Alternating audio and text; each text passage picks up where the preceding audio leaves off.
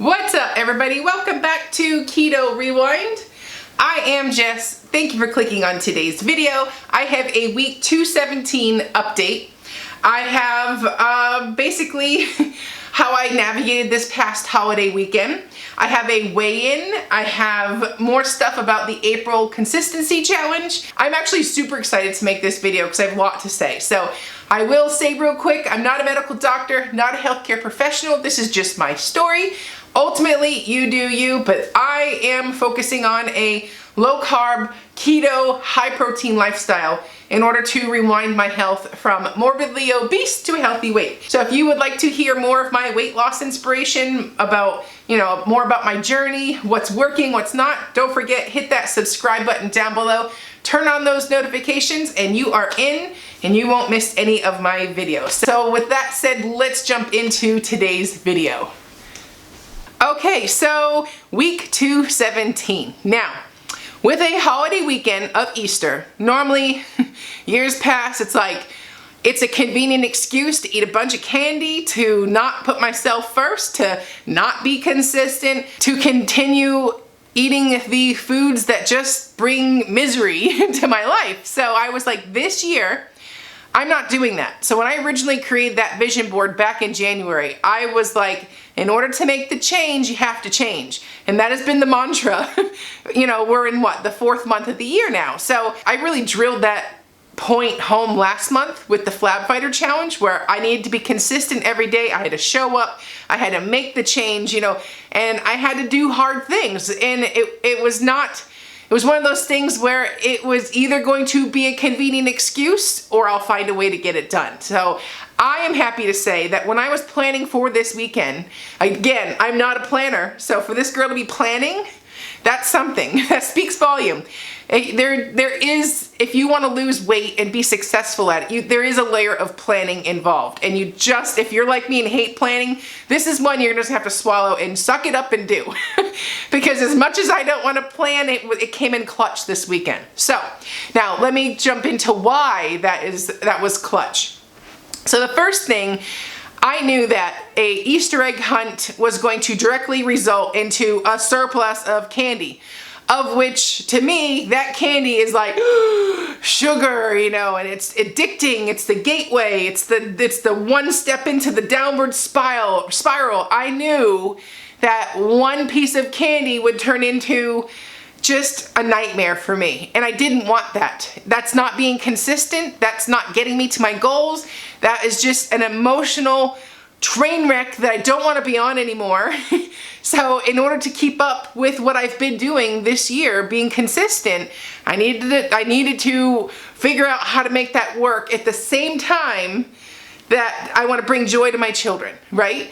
So, but just because I can't have candy doesn't mean my kids can't, and it was kind of like navigating that line. So with that said, I knew that my kids love money. They're little, it's easy to please a kid, they're just happy, they're living in the moment. So instead of using candy in the Easter eggs, I stuffed them with money. Like 25 cents to at the maximum $5. Total, I think I put like 20 bucks worth of money in the eggs. Because when kids open it up and it's a penny, they're excited, or, ooh, it's 25 cents, ooh, it's $1, So they both were excited because they just got all this money, both of them. They didn't really care about not getting the candy because in their Easter baskets, I gave them both a chocolate bunny, a Cadbury egg each, package of Skittles. So they did get candy, but I didn't give them candy so that for the next 6 months we're gonna have it in the house, because that ultimately doesn't help me. It's really hard for me, and I'm still trying to build that ability to say no, to avoid the temptation to, and right now that would not be something I wanted to entertain. So yes, they got candy, they just didn't get a mountain of it, which they don't need that much anyway. So they were excited to get a solid chocolate bunny anyways, So again, they're kids, they're easy to please, they're grateful, they're just happy it's Easter, and so I filled their baskets up with more just non-candy things this year, and it worked out for everybody because You have to make yourself a priority until you are the priority. And that's something you have to chip away at every single day. I can't expect to put myself first if I'm still not putting myself first. And ultimately, it helped everybody. It was a win for everybody. Now we get to go shopping. It's just one of those, just an easy change that I did that ultimately allowed me to stand here today and say, I didn't have any Easter candy this weekend. It's like, yes.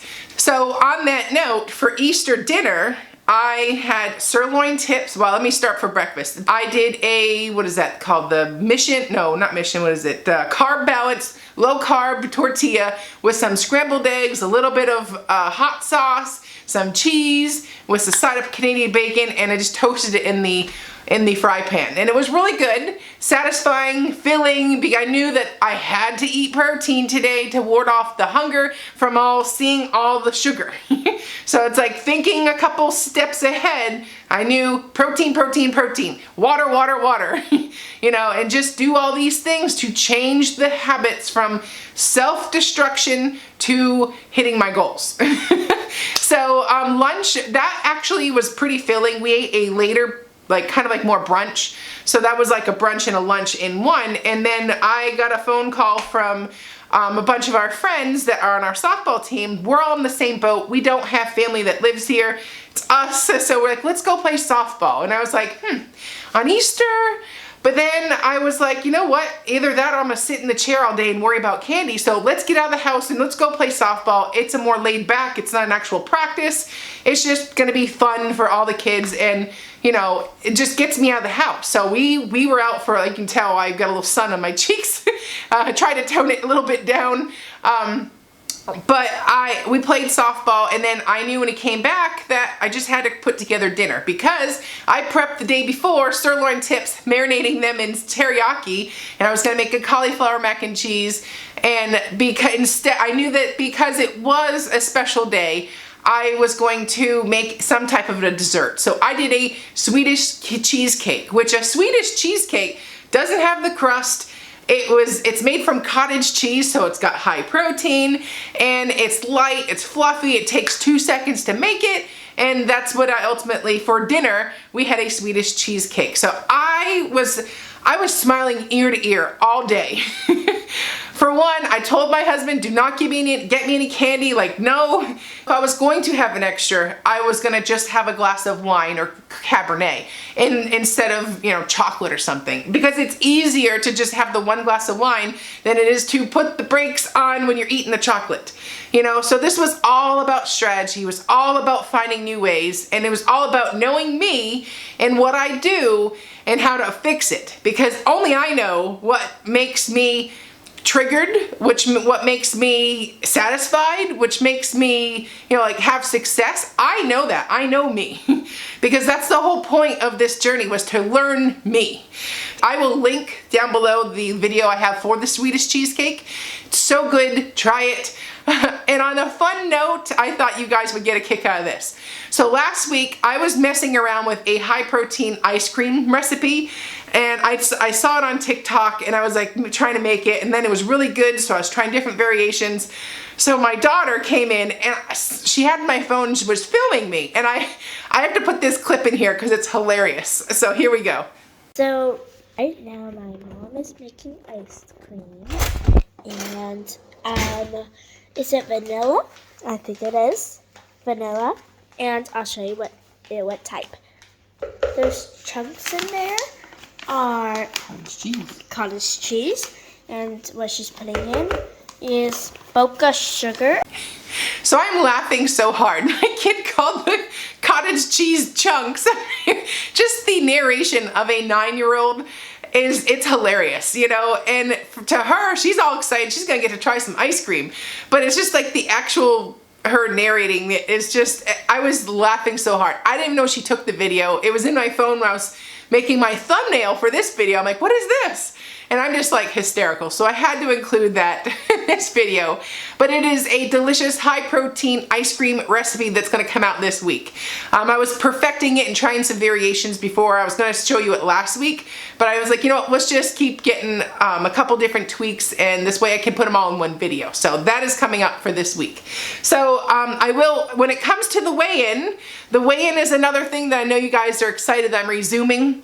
And just so that I'm clear where I'm at, March 6th, when I started the Flab Fighter Challenge, I was 248 pounds.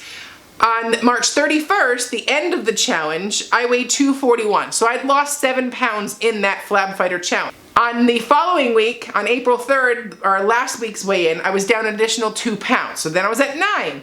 Today, April 10th, I am 238, so I've lost another pound. For a total, since March 6th, I'm down 10 pounds.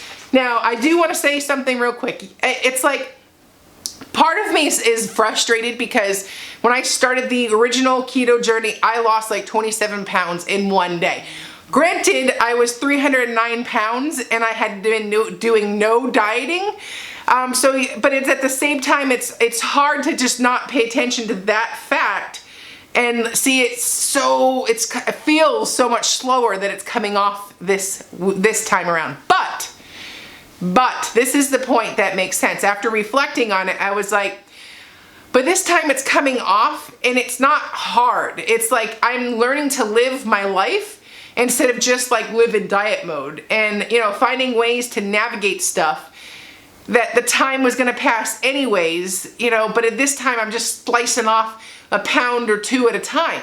So yeah, it might take a little longer, but this weight is staying off. This weight's not coming back because I'm fixing the habits that were unhealthy and replacing them with new, healthier habits. Like I've never played softball on Easter before. Usually just stay at home and hang out. Well, I was out playing with my kids, throwing balls around, just having a good time, spending time with some friends instead of being at home looking at that candy bucket, like just these little changes is why I'm having success this time. Versus, yes, I might have had explosive weight loss in the past, but I didn't really take that time to learn how to keep it off in the process. So it's like just those little details matter, and please give yourself some grace. It's not gonna just melt off sometimes. Sometimes you just gotta keep being consistent, and that's the thing. I had a week where I could have spent it gaining because we had lots of convenient excuses, but I didn't want that. I had a glass of wine, I had a Swedish cheesecake, I had some high protein ice cream this past week, and I still lost a pound. That's huge for me, because it's huge for me. And that makes me feel so proud of myself. But at the end of the day though, if you want it bad enough, you will make that change and you will find a way to get it done. And that's where I'm sitting at right now. So for this next week, the month of April is the consistency challenge. So that is not that it should be too obvious, but I'm gonna keep doing more of the same. I'm gonna still eat the same recipes that I have been having success with. I'm gonna continue drinking my water. I'm gonna continue getting those workouts in where I'm moving my body and going to do stuff instead of sitting at home. If I am at home and have some free time, I'm gonna keep reading my books. I just finished book 5 of the Harry Potter series. I think when I started the Flab Fighter Challenge, I'd only read 1 book this year, and I'm like 6 books, and these are big books. So all of a sudden I never had time to read. Well, I certainly have found time to read. At the end of the day, it's just if you want it bad enough, you will find a way. So I hope you enjoyed this video. Use this next week to continue being consistent. How many days in a row can you get a workout in this month? How many days in a row can you drink your water? Get it all in. How many days in a row can you avoid sugar? Find something that speaks to you and be consistent at it. It's about being consistent and showing up every day. So I am Jess, you're watching Keto Rewind, and I'll see you at the next one. Bye.